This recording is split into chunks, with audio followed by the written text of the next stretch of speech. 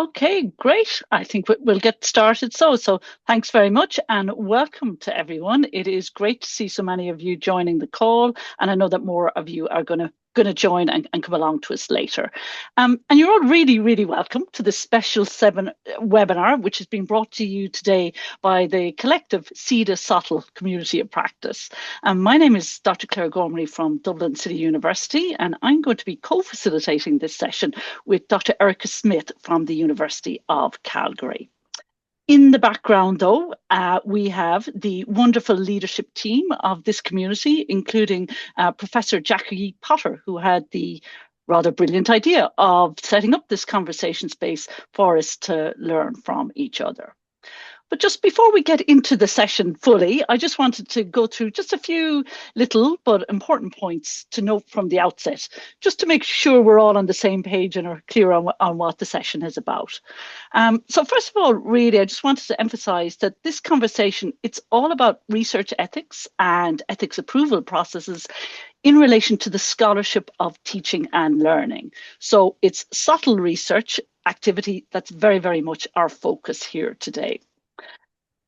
I do think it's important also to acknowledge upfront that research ethics committees, or REC committees, as some of us would call them, their advice is very much going to differ across countries and institutions. So just want to emphasize that this is intended as a high-level conversation.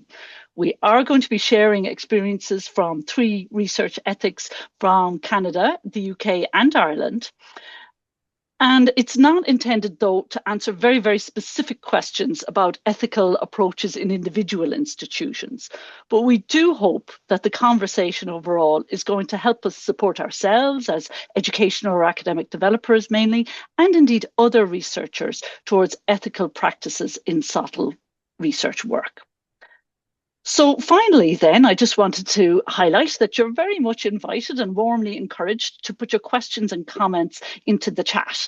And we're going to come to the pre-submitted questions that we invited a little bit later on in the session when I hand back over to Erica. And finally, then, as you'll have seen, the session is going to be recorded. We are very much open to sharing it afterwards. So just keep that in mind also. You should have probably seen a little message come up to confirm that the session is being recorded. So with all of that housekeeping in mind, we are absolutely delighted and excited to welcome our 3 panelists who have very gamely responded to the request to get involved with this webinar, and who are going to be sharing their knowledge and experience with us today. So first of all, to explain who they are, first of all, we have Dr. Lisa Fedoruk from the University of Calgary. I'm sure Lisa's no stranger to many of you here. And Lisa has written extensively on the topic of ethics in the scholarship of teaching and learning. And she comes with several years of experience and insights from the University of Calgary Research Ethics Board. We also have Dr. Richard de Blacquiere-Clarkson, who is the strategic lead for research ethics at Leeds Institute for Teaching Excellence. And Rich has a particular interest in ethical approval processes around AI-related research. And finally, then, we have Dr. Catherine. From my own neck of the woods, we have Dr. Catherine Dean, who is the Research Ethics and Integrity Officer at Dublin City University. And Catherine has a focus on supporting and training the DCU community to adopt best practice in research ethics, and her role very much emphasises fostering a positive research ethics culture. So with the introductions over with and the welcomes, I think we're ready to get stuck in. So because a career in research ethics is perhaps not something that we might dream of when we're small children, I thought I'd start by asking each of our panelists to tell us a little bit about yourself and how you came to work in a research ethics advisory role. So perhaps I'll start with you, Lisa, on that, please. Sure. Thank you so much, Claire, and thank you to the team for inviting me. I feel very honored to be part of this international panel discussion, which is also very, very relevant and necessary to the good work that we do with our students and colleagues. So welcome everybody, I'm Lisa Fedoruk. I am an assistant professor, excuse me, at the University of Calgary, currently in the Precision Health program at the Cummins School of Medicine. And what I spend most of my time doing is working with our graduate students, namely as the experiential learning lead for our students completing capstones. And so I kind of chuckled a little bit when I read this question, because it's really, how did you come to work in this space? And you're absolutely right, Claire. I didn't envision myself in this space really before I started my career in academia. Essentially, what I was wanting to do when I started doing a lot of research with students as well as teaching practices was try to find resources as far as how do I ethically practice and create studies that are designed with ethics involved. And there was really not a lot out there. And this is probably more than a decade ago. And so I kind of threw myself into it and started talking to colleagues, talking to our conjoint faculties research ethics board, and really just started learning as much as I could. I really took a step into the SoTL community and started reading and exploring and discovering all kinds of interesting articles and chapters and resources. So that sort of led me down the rabbit hole, which I'm sure everybody else has been down, and we have multiple pathways in that rabbit hole. And therein lies an open educational resource that I created that we'll share with you today. And yeah, that's kind of how I got started, is just wanting to learn more. And then, of course, I've got taken away with it. Great snowball from there. Thanks for that, Lisa. Rich, maybe the same question to you as well. Yeah, absolutely. I think, again, it wasn't a childhood dream specifically. My academic background is in philosophy, so we don't really do research ethics in that area. But I took a break away from higher education. I became a school teacher for a number of years, where I took a research sort of led approach to my own practice, and I did a lot of participatory action research, particularly focusing on sort of minoritized young people, disabilities, and so on. So when I sort of came back to higher education, I had a background in ethics, sort of academically. I'd done a lot of kind of experience in, I'd never even heard of SoTL, but I'd kind of done work in this sort of area. And when I started talking to people, I'm like, oh, so what's this scholarship thing? It clicked. I was like, oh, I kind of like, I have some background in this, but actually there's more for me to learn as well. And so it became very natural for me to just start talking to people, collaborating, sharing experiences. And one thing led to another. I got a research fellowship. I sort of then took a secondment with this sort of strategic position. So yeah, I sort of fell into it through an alignment of interests, I think, that came together. Super, thanks for that. Very interesting. And Catherine, then, how did you get here? Okay, so like the others, this is a good question. In a previous existence, so to speak, I was an academic. I was lecturing in philosophy and ethics at a university in Nairobi. And in the process of doing that, I also got involved as a reviewer on the Research Ethics Committee of that university. So I worked on that committee for 7 years, reviewing projects of different types. At the same time, when I did my own doctoral research, I was doing it from Kenya, but the program was based in DCU, and basically it was educational research. I was researching my own practice and trying to understand it from an action research perspective and living theory. So I have an understanding, let's say, of the scholarship of teaching and learning from that experience, and I appreciate its value hugely, I must say. A couple of years ago, I was thinking about where do I want to be in the next 10 to 20 years? Do I want to stay in Kenya? Do I want to move back to Ireland? And I made the decision to move back to Ireland. I knew I wanted to be in a university space, but not in an academic role. I was looking for an admin position. And then I found the vacancy advertised for my current role, Research Ethics and Integrity Officer.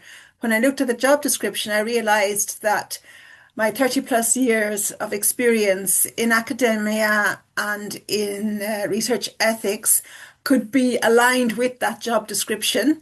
So I got the role, and this is my third year in it now, and I do find it very fulfilling because it's discovering a whole new,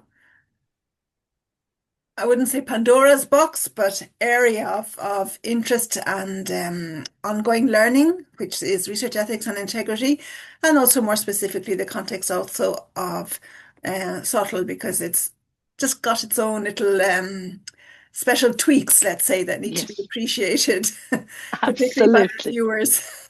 Absolutely, absolutely. Great, great to hear. I'm great to hear of the philosophy backgrounds and the pragmatic searching for resources background there. So thank you. All great, great to know that.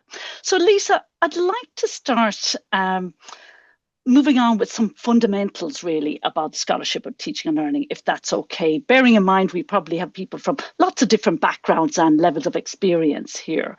So if somebody is very, very new to the concept of research ethics for SoTL, where do you think they should start? And what do you think are the most important considerations for them to keep in mind? This is a great question. And earlier we were talking, just the panel was saying how this itself could be the one discussion we have today. So I can speak from the Canadian context. I typically encourage novel SoTL researchers to begin with what we have in Canada called the Tri-Council Policy Statement, second edition. I know that's a mouthful, but it really is our ethical conduct for research involving humans. So the Tri-Council policy is a framework that ensures those three core principles are respected and adhered to. And those three core principles are respect for persons, concern for welfare, and justice. Those underpin everything we do in SoTL ethics review and review in general with the REB. So I would say the primary thing to think about as you begin your research in the SoTL field is really thinking about reflexive questions. And this happens even before we start designing our research studies. So these reflective questions would be things like, especially if we are studying what our student practices are, is really who holds power in this relationship. Knowing that if you're coming in as an academic, you are the instructor, but you're also the researcher. So really understanding the power dynamic that happens in that relationship with your students. Thinking about, could students feel pressure to participate? So that is on the heels of that relationship. And one of those strategies we talk about often is having third-party intermediaries very much at the forefront of the study. Thinking also about how do I protect confidentiality is another reflexive question. And then also really trying to unpack unintended consequences that could arise from the project. Now, the second part of the question is really considerations. And thinking about my 6 years on our, what we call Conjoint Faculties Research Ethics Board, one of the most common issues I encountered really involved that instructor-student power relationship. And so often researchers would state that participation was voluntary in their classes when they were trying to recruit students. But it definitely has a pressure undertone to participate. So really thinking about how we want to go about recruitment. Another consideration was, again, very common, was sort of that confusion around anonymity versus confidentiality. So particularly where I teach and where I work with grad students, it's usually a smaller cohort of students in cohort-based or course-based programs.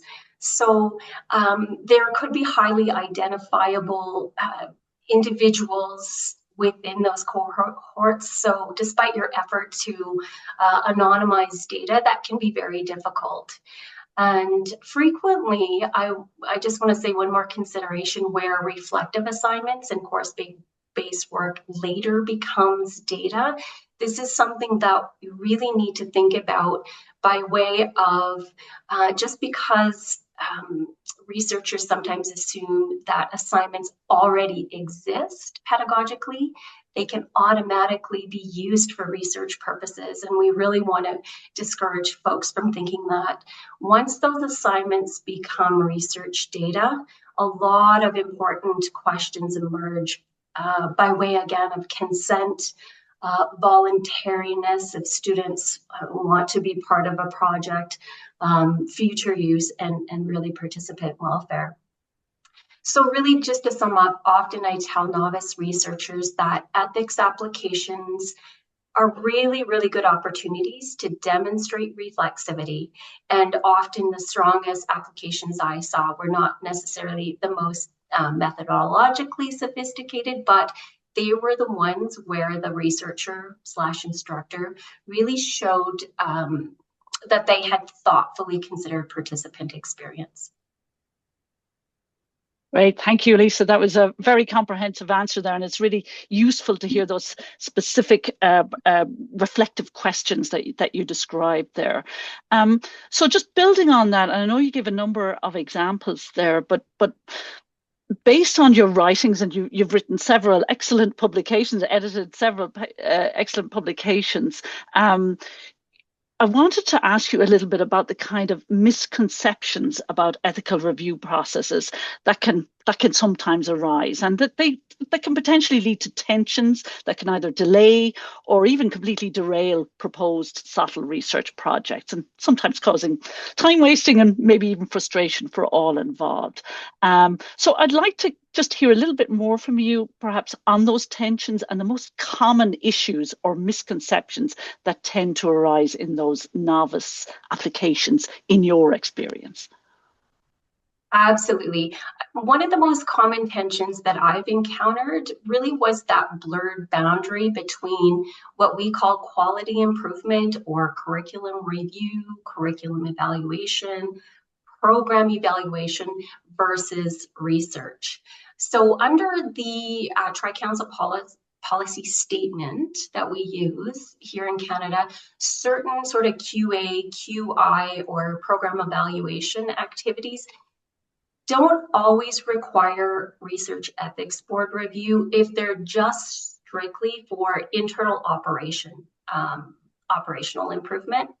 However, oftentimes the situation becomes more complicated if or once the researchers intend to disseminate the findings publicly or contribute to more of a scholarly knowledge base.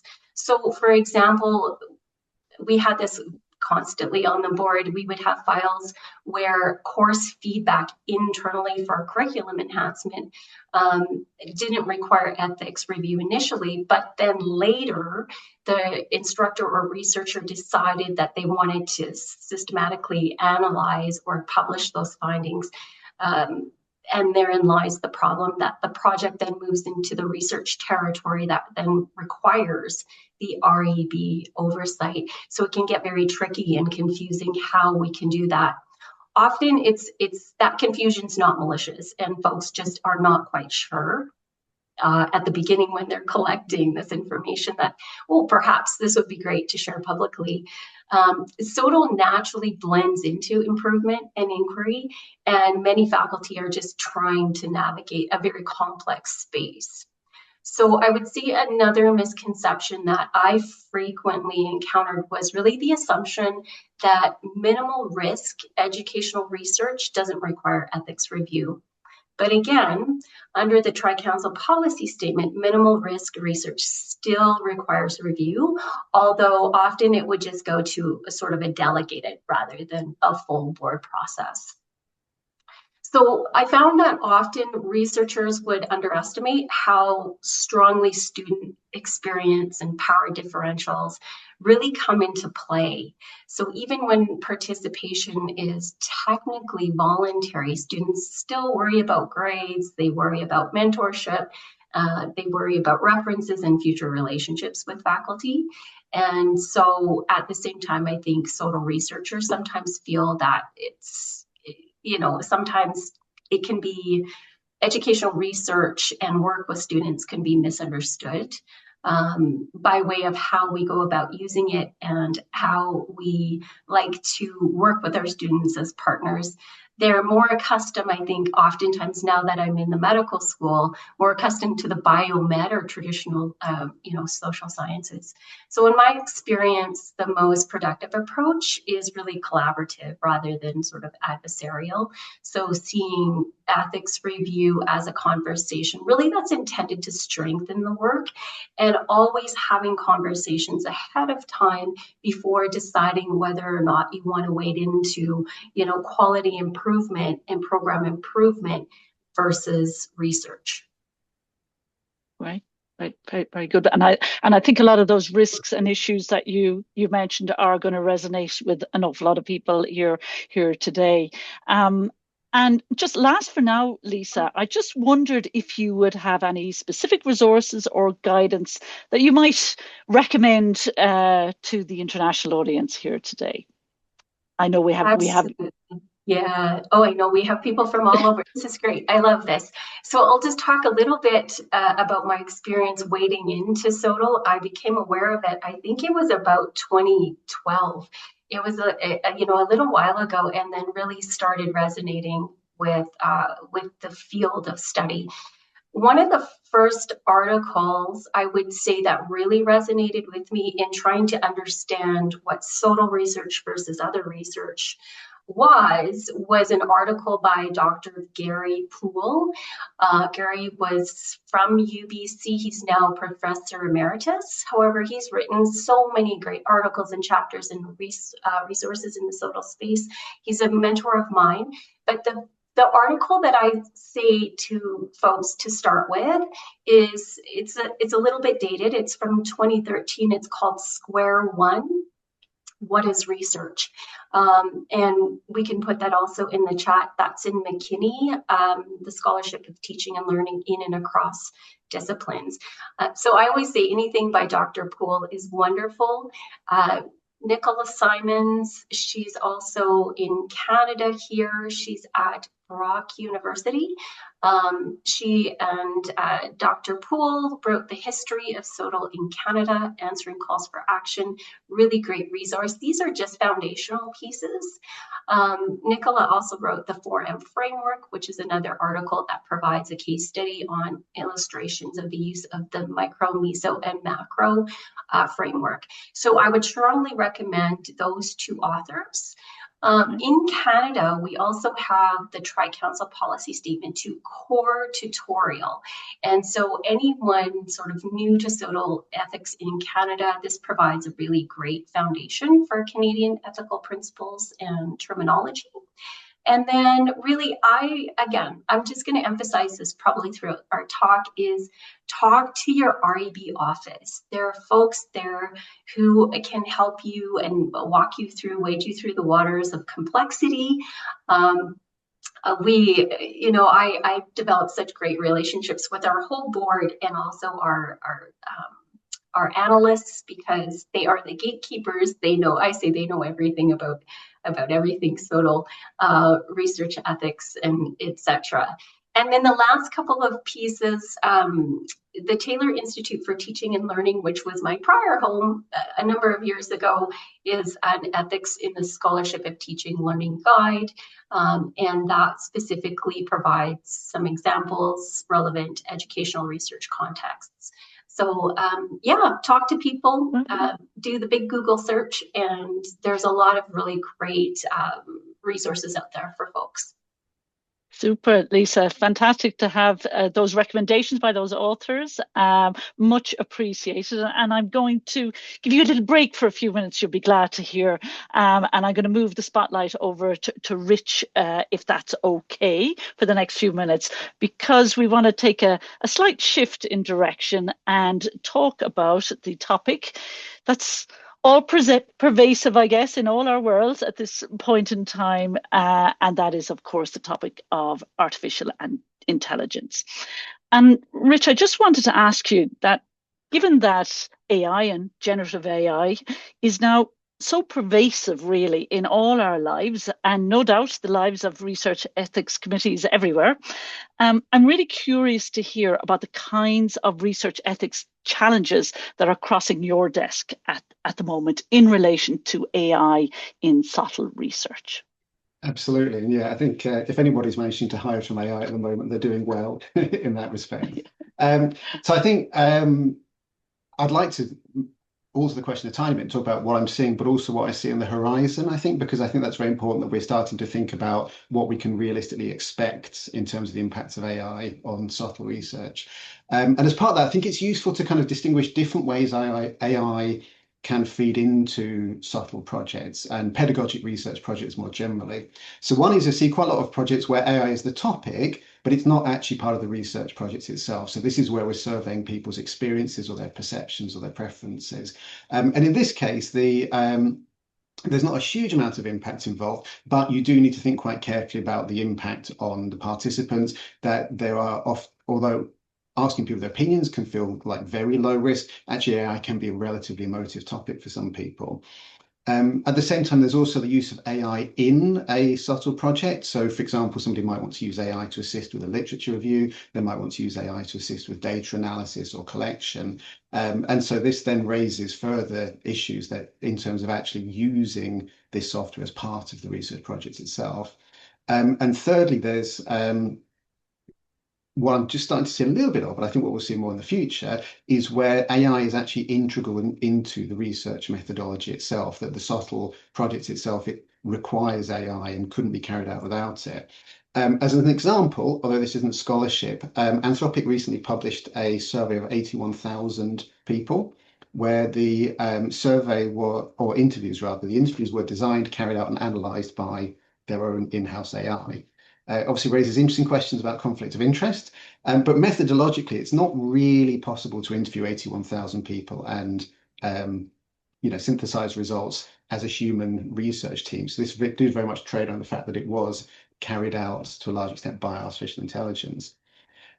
So bearing that in mind, what I'm seeing most of is the first two. People are either interested in AI as a topic within scholarship, or they're kind of using AI, but they're not reliant upon it. It's something that they're kind of incorporating into the project. And for that, the key issues lie around data privacy and security, intellectual property rights. So what are you feeding into third-party software? Because very often people do want to use third-party software for this kind of work. If you're in an institution which has licenses for a commercial product like Copilot or ChatGPT or Gemini or something similar, then you've got slightly different issues there because your employer then has a service contract. So, for example, in the UK context, for GDPR and data privacy rights, it has makes quite a large difference. So if you're carrying out software with AI, you need to think very carefully about what software you're using. Is there a contractual agreement between your employer and the company that's providing it? I see examples of people who say, oh, it's okay, I'm using a third-party software, but there's a box to tick that says don't train on my data. And so it's okay. And the answer is it's not okay from a research ethics perspective, because you can't have confidence in that. You can't have confidence that your data won't leak through. There's some research to suggest that it can leak through regardless. You also don't have that contractual agreement. You've got nothing to fall back on. I ticked a box doesn't give you any confidence at all. Similarly, with intellectual property rights, we often have complicated arrangements with publishers around what we can and can't do. And the situation regarding copyright and uploading documents into AIs is murky at best. So again, this is a can of worms, and it's something to be very, very cautious about. On top of this, we also have issues about open sharing of research data, which can feed, because then that may feed AIs. I'm not saying don't share research data openly, but there are potential impacts. And we also have questions about reproducibility and explainability. So when people say AI and SoTL, they tend to mean large language models, which in principle, we cannot explain how they work. We don't know, and we're not going to know. They also don't reliably produce the same results because they're probabilistic. So essentially, if you're saying, well, I got AI to do part of my analysis for me or to do some of the literature review, it's not really possible to explain how you achieve that result, and it's not really possible for people to reproduce it either. And all of these are things which are not necessarily barriers to using AI in your research, but in an ethics application, these are things I've been looking for somebody to have thought about and explain what are they going to do to mitigate it, how are they going to manage the risks to participants, and how are they going to think about how it impacts the interpretation of the results. Super. Well, if I can I mention really quickly a few things on the horizon? Yes, please. So one is that people using AI to create their research ethics applications. To what extent is this okay? My opinion is that it is okay, but it exacerbates an existing problem, which is that we treat the ability to write a proposal as a proxy for the ability to carry out the project, or that most ethics panels were doing this already, and it was a reasonable proxy. In much the same way that a lot of us would set essays as and people would hand in a piece of work as a reasonable proxy of having gone through an intellectual process. But we're finding that AI kind of challenges that. There's the use of AI in reviewing applications. On the horizon, we've got a number of issues. Large language models, AIs, are a lot better than humans at re-identifying pseudonymized data. They're very, very good because they are language pattern machines at heart. So we're going to have to sharpen up our practice, a lot of us quite considerably, when it comes to protecting participants' identities because of this. We're also seeing people using AI to generate data sets as a proxy for humans. And quite an interesting one for me is, what are the ethical status of AIs as research participants? Because even if we don't think that if we say, look, they're not people, they have no ethical status, does that mean it's a free-for-all and we can carry out all sorts of terrible unethical things with an AI as a proxy participant? And I would urge caution, because we still have to think about the ethical implications of impacts on the researchers, impacts on the research community, and impacts on the wider community.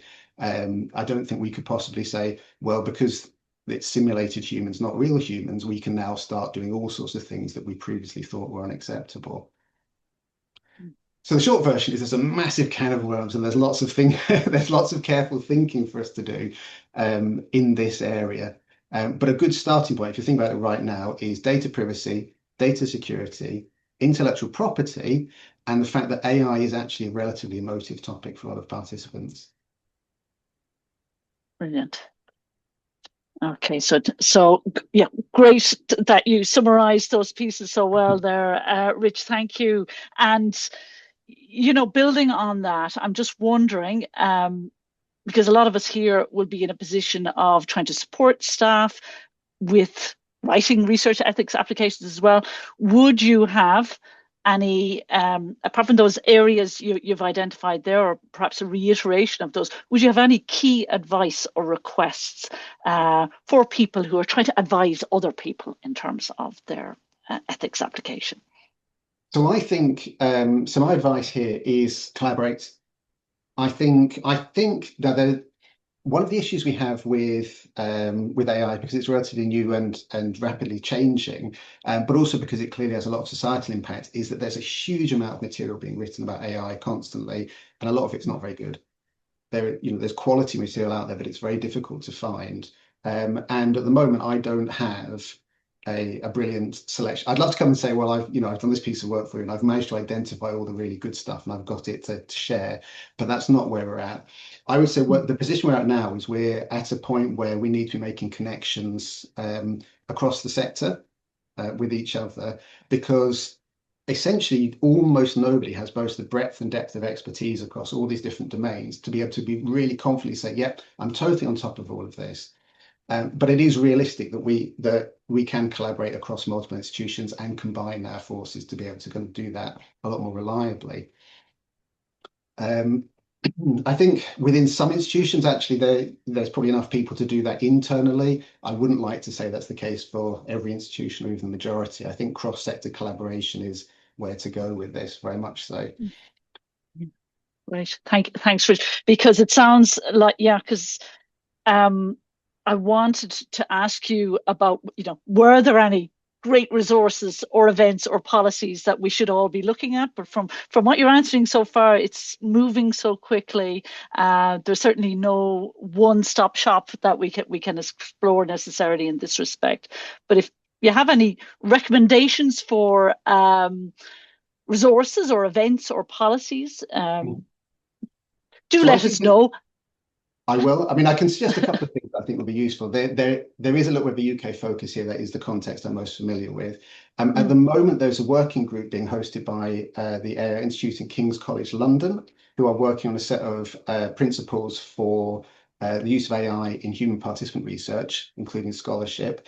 They're taking a Delphi approach. I'm part of the team, and quite soon this is going to be opened up to wider participation.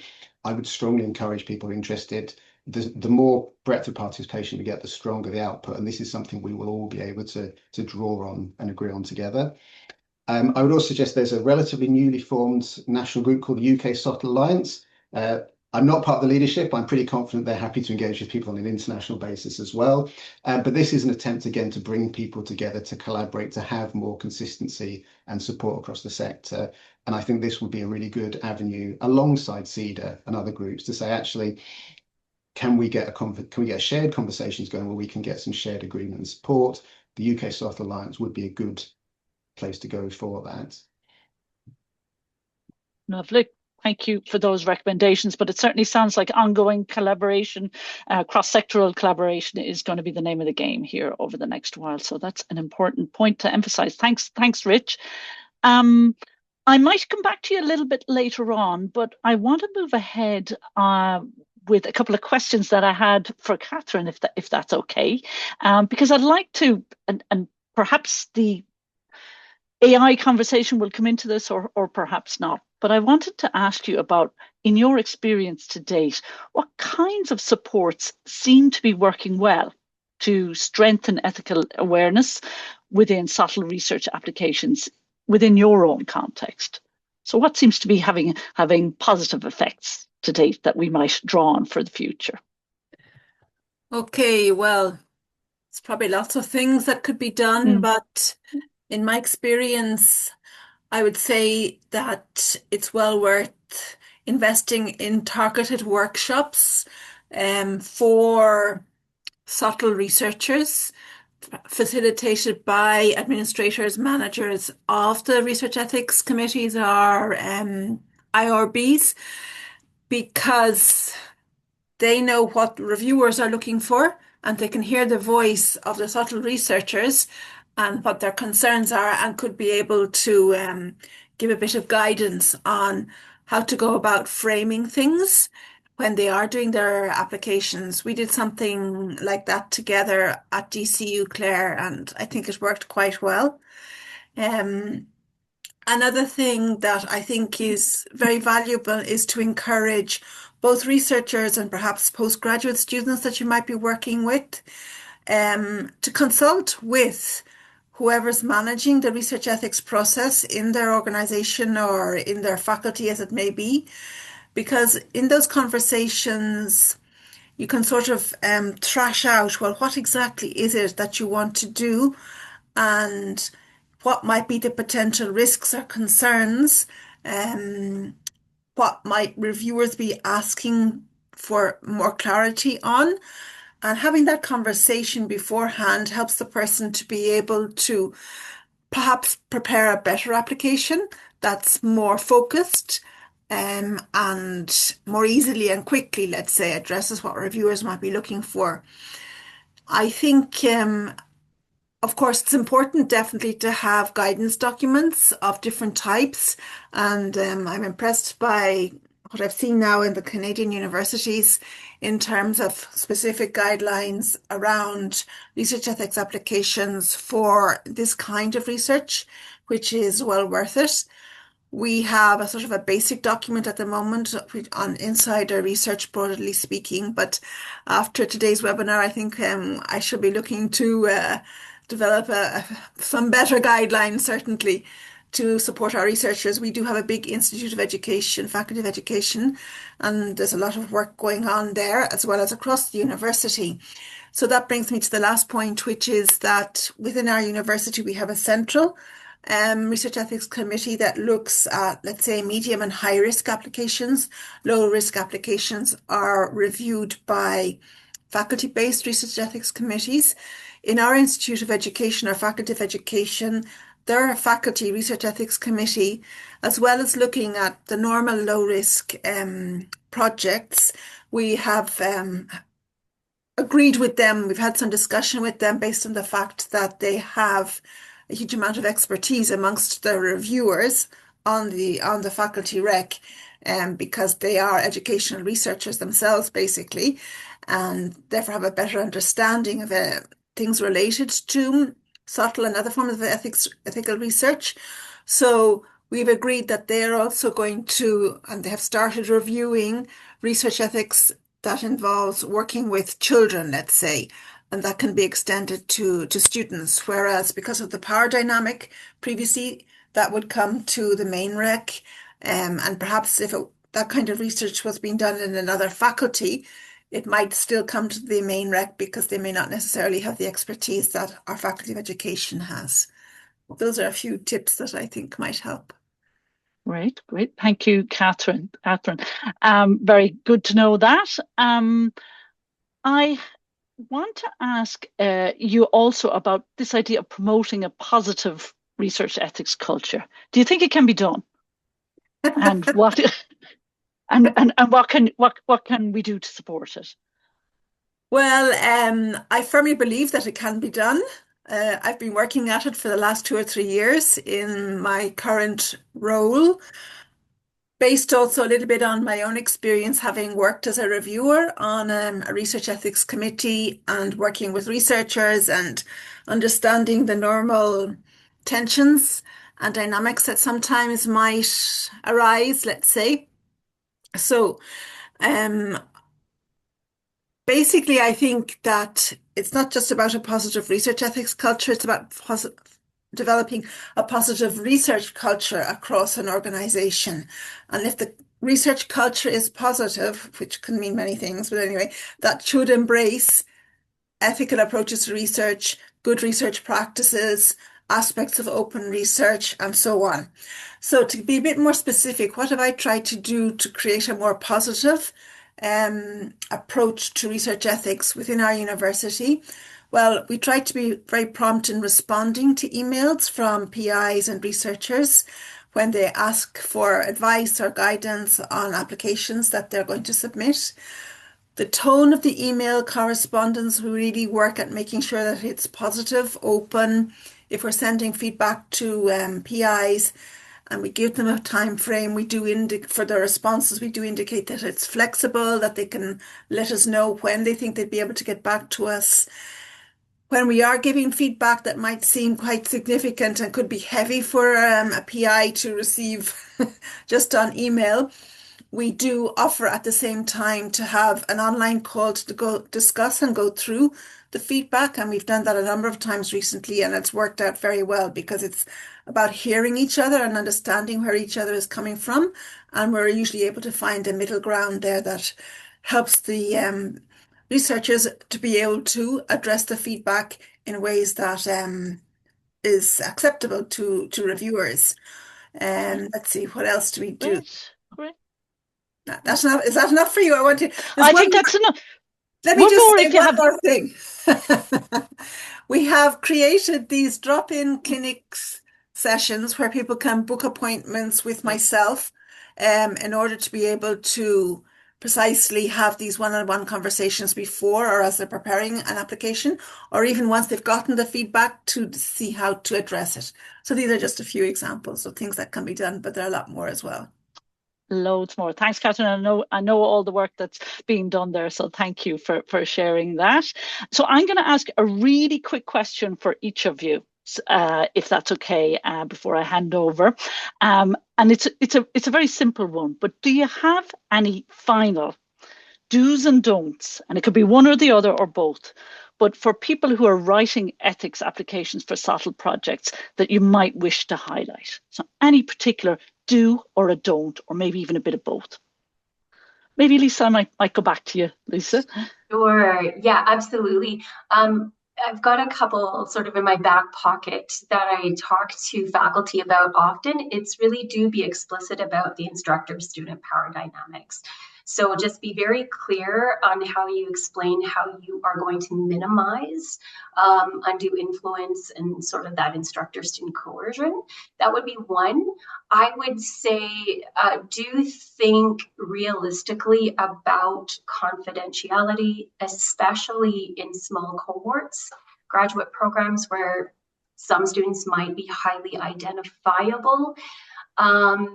Consult your REB early. Those early conversations always, I'm going to say always, and I don't always say always, prevent delays later on.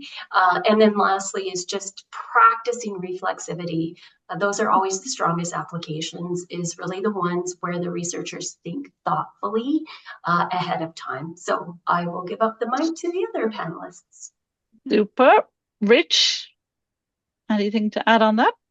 Oh, yeah, absolutely. So I think for me, acknowledge there's always risk in participation, and always signpost suitable support in advance. For example, in the participant information sheet, as well as at the beginning of the research activity. I see a lot of applications where somebody says there is no risk, and my answer is always, this is going back to you to have a bit more of a think, because there's always some. It may be low, you want to use appropriate language. It's not high risk, but there's always something.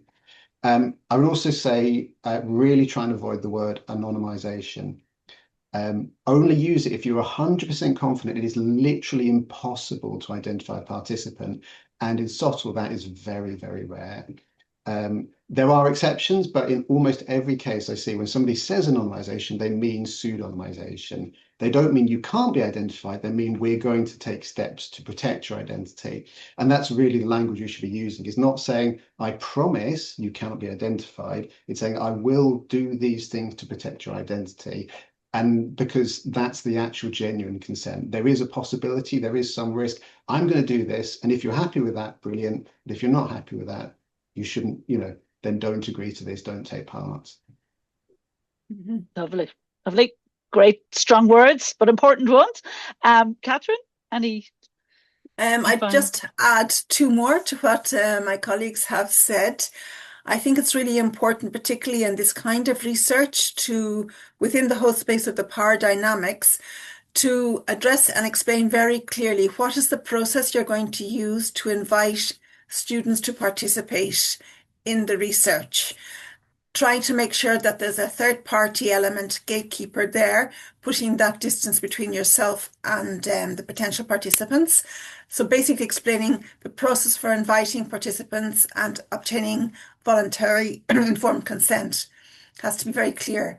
And then keep in mind the dual roles, that at times the researcher will also be teacher. And if you're also engaging the students more proactively in co-creating the research, there may be times when the students are students, and then they might be considered as researchers. So that can give rise to a lot of complexity and confusion, let's say.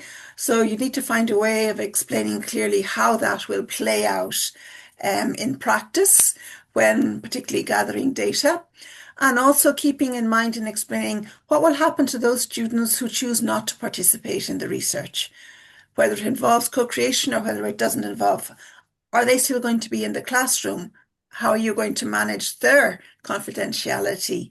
Is there going to be difference in how they're assessed as to how other people are assessed, their colleagues are assessed? So there needs to be a lot of clear explanations about the small dynamics that might seem obvious to you as a professional, but would not necessarily be obvious to a non-expert in the field.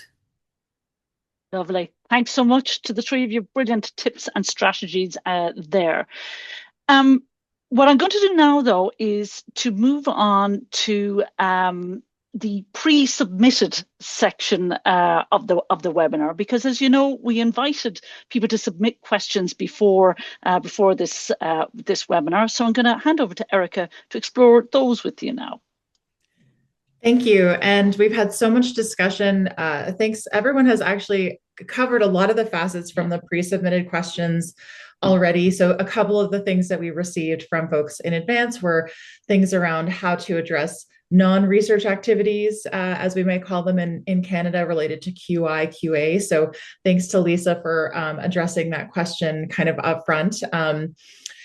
Another question that came in was if it is always necessary to apply for ethical clearance for teaching and learning research, or could an overarching ethics form be submitted for annual curriculum review or similar efforts? So maybe I'll tag Lisa on that one first, and then see if anyone has anything else to add in. Sure. Yeah, is ethical clearance always necessary? And I dislike saying the answer is it depends, but it really depends.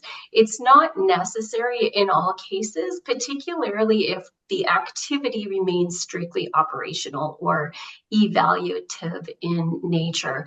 However, once that activity becomes a systematic investigation that's intended for dissemination, it does become necessary.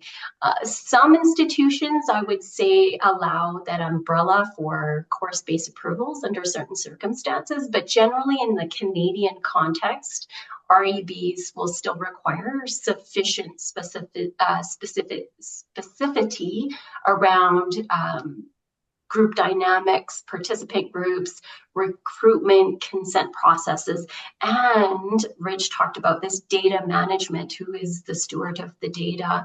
So again, my recommendation is always consult with your REB when that uncertainty exists, and really think about what you are doing specifically, if it's just for a routine curriculum review or internal course review, accreditation, student feedback collection, program improvement, versus, I think this would be great to present at a conference. So really have those conversations in advance of actually starting your processes. Thank you, Lisa. That's so helpful. Does anyone else have anything to add into that from different contexts or perspectives that we haven't already covered? I don't know if it might help us say with a UK context, possibly. I think for me, there's a middle ground here. And again, I agree with Claire and Lisa, it does depend a little bit, and you do need to seek local advice from your institution. But there are some cases where people want to do almost the same research repeatedly. And there is a space to say, well, you can have a kind of umbrella application in the sense that rather than saying, oh, I've done a well-defined piece of research and I want to now do almost the same, but perhaps with a new cohort of students, rather than saying, well, I'm going to put in a second, a third, a fourth, a fifth research ethics application, it's better to conceptualize that as, say, a multi-year project and apply on that basis. But you still need to be thinking about providing a good level of specificity about the actual nature of the project, the data management, providing how you're going to gather informed consent, and so on and so forth. So it's not a way around it, but it's thinking about what's the right level of detail to be able to kind of, so your ethics committee can give you a really informed opinion and make sure that you're doing it well, but we're not producing a wasteful and unnecessary amount of bureaucracy by bouncing back and forth tons of applications. What I do sometimes get questions for is people say, well, can I have some kind of generic ongoing agreement to do this kind of stuff? And the answer is certainly in my context, no. We need quite a high level of specificity for agreement. Right. Yeah, that makes a lot of sense. I see Lisa also nodding and giving a thumbs up for a lot of those points. So I think that thanks for adding a lot of that shape to the conversation, Rich. And it seems quite transferable to quite a few different research ethics contexts. I know we have a couple of other questions. I'll say that the chat has been really quite active. So thank you to folks for connecting on there, sharing resources. I saw some discussion, especially with the UK folks, about connecting about certain particular REBs or sub-REBs focused on SoTL and sharing some lessons there. We're almost at time, and I do thank you so much to the presenters for covering some of the questions we got in advance during the actual presentation. So maybe I'll hand it back over to you, Claire, just so that we can have a couple of the other wrap-up pieces in the last 5 minutes of the session and go from there. Sure. And thanks so much, everyone. Even before we move to this wrap-up part, happy for everyone to join me in a round of applause for the extensive input of our panelists. We've kind of put you through the ringer today, and we're very grateful for it. And I might mention too that we might be unpacking some of the things that you've raised further and sharing further resources around it in future sessions. But as Erica says, we're in the final few minutes. So with an eye towards future sessions, I would like to, first of all, hand over to Jenny Carr at this point, because Jenny and I have been working on a survey seeking your input, your community input, on further topics and speakers of interest and relevance to the community. So perhaps, Jenny, if you'd like to take it away for a minute. Hi there. Yeah, great. In the last, I'm disappearing. In the last 10 minutes or so, you should have had an email in your email box from the JISC mailing list that provides more detail and gives you a link and a QR code to fill in the survey. So why should you get excited about yet another survey? Well, this is really light touch, and we just want to, like any good community of practice, we want to reflect the interests of the community. So we're asking you for ideas for topics to discuss, any expertise or experiences you can share, or anybody in particular that you'd like to hear from. Also, there's a little box that you can fill in for any issues that you see emerging, for instance, like AI ethics in use in SoTL, but also things that you're currently excited about. So there can be, that horizon scanning doesn't always have to be looking at things that are terrifying coming down. It can be looking at things where we can come together and get excited and promote our work that way. The form will not collect your personal data automatically, but there is a space to put your name and email address. So it'll be great if you could provide us with that, because obviously that makes things a lot easier if we want to get back to you. I've also posted the link into the chat window here. So A, you should have it in an email. B, you've got it in the chat. And Claire and I will get together before the meeting on July the 10th. We'll bring together a summary of the themes and topics that have been suggested. And then hopefully at that meeting, we'll be able to start to plan a way forward and get your feedback on the results of that. So please fill it in. I know another survey isn't what dreams are made of, but hey, it's for everybody's benefit. Great. Thank you, Jenny, very much for that. And then lastly, for the final minute or two, Sue Beckingham, if you'd like to take the floor, please, to tell us about the next session in July. Thank you very much. So in addition to Claire and Jenny presenting, as has just been explained, we're going to have the pleasure of Jackie Potter to give her SoTL story, which will be very interesting indeed.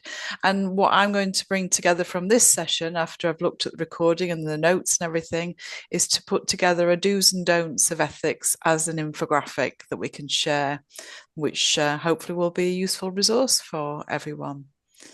So thank you very much. Super. Back to you, Thank Claire. you. Great. Thanks so much, Sue, because there was so much depth in the speakers today. And I'm sorry, we probably tried to pack too much in, and we could have tried to pack in even more. And I'm glad we didn't at this point. So really, really grateful for the depth of your responses and for all the wonderful resources that you've shared. This is clearly a very hot topic and of interest to a lot of people, and that's not going to change anytime soon. So I think there's much more we can potentially do in this space, but I'm really, really grateful to the three of you, and on behalf of the SEDA SoTL community of practice, really, really like to thank you for your time and your insights here today. We're very grateful for it.